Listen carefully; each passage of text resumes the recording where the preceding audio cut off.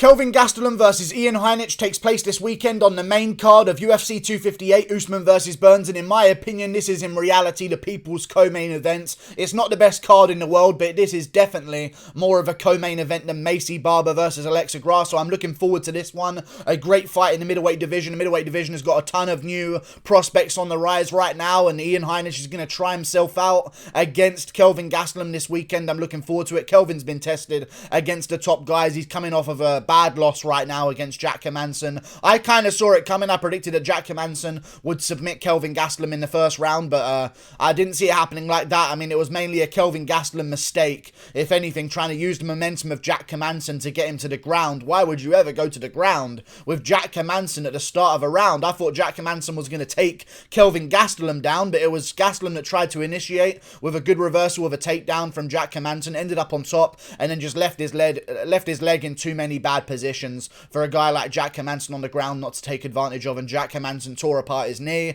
Now Kelvin Gastelum is back. Before that fight as well, he's on a bit of a losing streak right now, old Kelvin, and it's a shame to see, because there was one moment in time when he was the guy that gave Adesanya the toughest fight, and then since then he's kind of had some tough ones. Lost to Till, raised a close fight though, on the feet for all 3 rounds, and Kelvin had a really good fight there, in all honesty. I know it was a very close fight, and a lot of people see it as it wasn't a split decision. Kelvin got gifted a split decision. It should have been a clear one for Darren Till. I agree it was a clear win for Darren Till. Even though he got a little bit outlanded, he just landed the way cleaner shots. Kelvin's weren't landing nearly as clean as Darren Till's ones were. However, Kelvin made it razor close the entire time for 3 rounds on the feet against Darren Till, who went 5 rounds on the feet with Stephen Wonderboy Thompson and won the fight. So Kelvin Gastelum is not over here. I just feel like we're noticing a difference in competition levels, which is the reason why Ian Heinisch is in a little bit of a better situation right now, coming off a big win. He's getting the Gerald Meerschaerts of the division, and Kelvin Gastelum is getting the Jack Hermanssons of the division. That's an immediate scale difference of how good they are, because Jack Hermansson completely dominated and finished Gerald Meerschaert in the first round of their bouts. And then you go backwards, see Darren Till. You go backwards, you see a loss to Omari Akhmedov. To, a little bit different in terms of skill level. Darren Till had a razor close performance with Robert Whittaker not too long ago. Like, he's definitely a top guy in the division, but Omari Akhmedov is dangerous as well, and that's a good win for Omari Akhmedov to get, because he's doing quite well right now, coming off a big win against Tom Breeze. So that's not a terrible loss for Ian Heinisch, because Omari's done quite well. But in terms of the style matchup, I'm definitely going to be going with Kelvin Gastelum here to get the job done over Ian Heinisch in the 3rd round by TKO, and it's mainly because of that Antonio Carlos Jr. fight, and also the Cesar Ferreira fight, where Ian Heinisch is being taken down and grappled with, and he always manages to come right through, and also the Omari Akhmedov performance, and mainly beyond all of them is the Derek Brunson performance, which just kind of tells me that Ian Heinisch is going to have some trouble when a real veteran like Kelvin Gastelum starts putting it on him in those later rounds. Because against Derek Brunson, he came out, I think he knocked down Derek Brunson to 1 knee, so it wasn't an official knockdown, but I think he slumped Brunson to 1 knee with a head kick in the first round of that bout, and he tried to go for him there. Then in the 2nd and 3rd round, Derek Brunson just kind of swarmed him with pressure,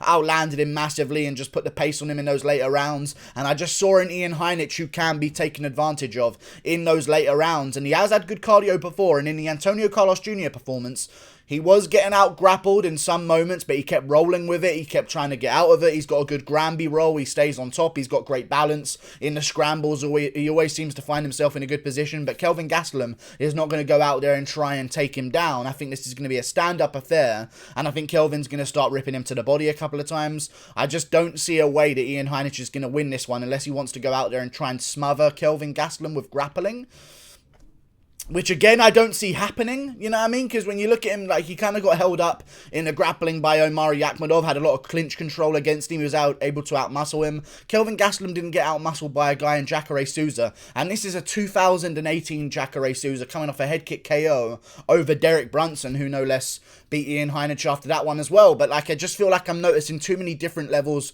of competition. Like, you can relate 5 wins ago in Ian Heinisch's first UFC win against Cesar Ferreira. A great debut win, by the way. That's a real jump up for your debut. He won that fight.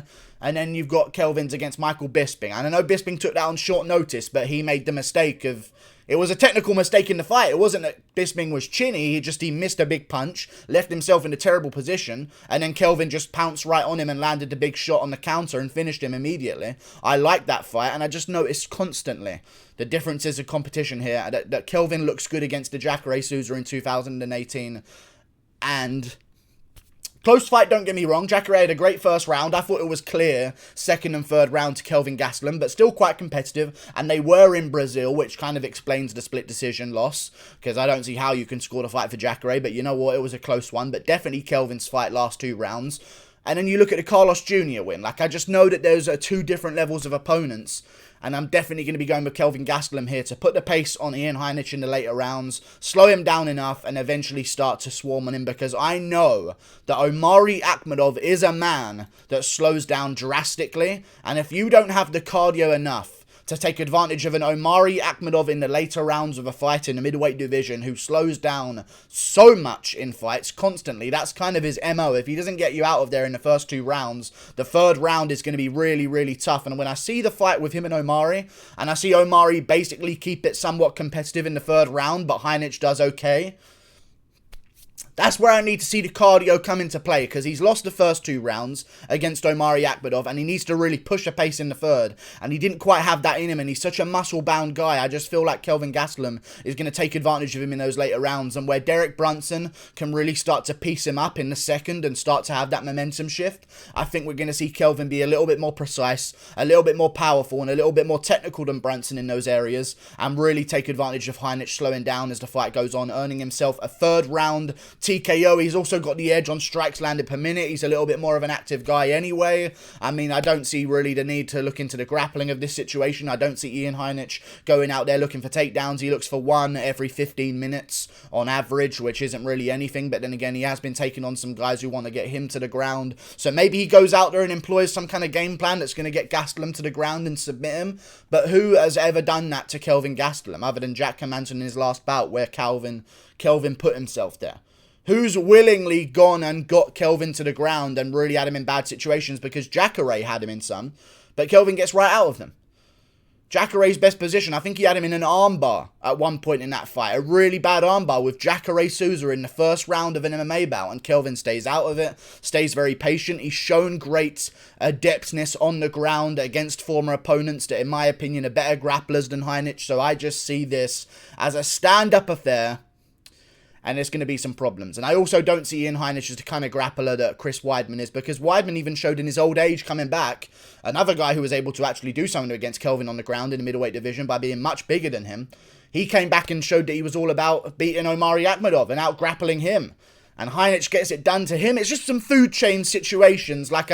We haven't seen Kelvin really exposed by someone who's just got okay grappling in Ian Heinisch. I think we're going to see a stand-up fight. You've got to be something special to get Kelvin out of there on the ground. And even if you are something special, he'll still survive dangerous situations. Definitely going to go with Kelvin Gastelum here. I think this is a safe bet. He's got a solid chin. It's not like he's getting chinned at the top of the division and now he's on a bit of a slide.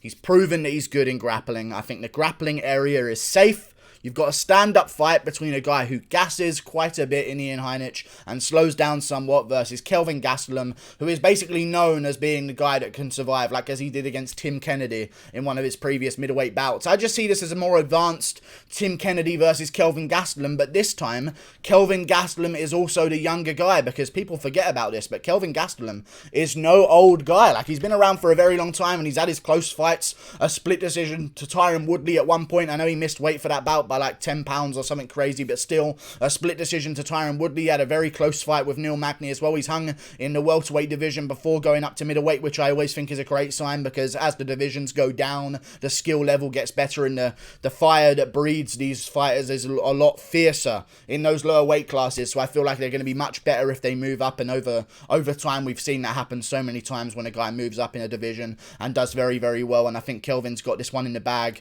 Plus he's 29 years of age.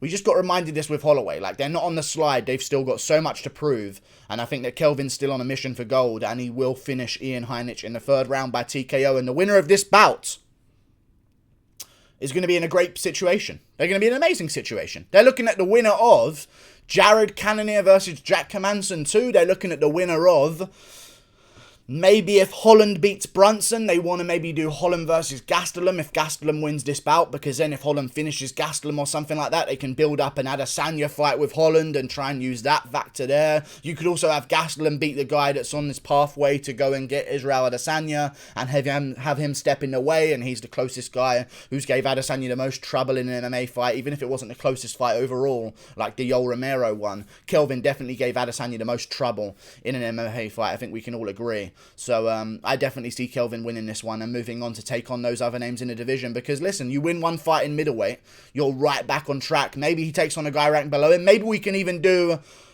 if Weidman beats Uriah Hall, we can try and do that Gastelum-Weidman rematch. I don't see Heinisch having a grappling of those guys.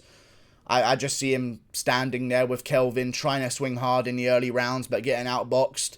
And then eventually going down in the third after being gassed out. Kelvin's going to start putting a pace on him, really start picking it up, and I think he'll finish it with exactly a 1-2 combination that's going to stagger Heinisch backwards, and then he's going to find that little looping uppercut from behind that he throws, that little shovel hook looking shot that Kelvin lunges, and I think it will land on Ian Heinisch against a cage, and he will go down in the third round after a considerable amount of body shots beforehand. I think Kelvin's going to find a home for the jab to the body. He's going to have a very nice time with this one. You've got Ian Heinisch, a much taller guy. I think he's actually about 2 inches taller than Kelvin Gastelum, but Gastelum's taken on bigger guys before, and he also hasn't really got a reach disadvantage here, only half an inch for a guy who's bigger than him. I think he's going to use that quite well, and I think Gastelum's range control is much better than Heinisch's anyway. I just haven't seen him prove himself against good competition, the likes of which we've seen Gastelum prove himself against time and time again.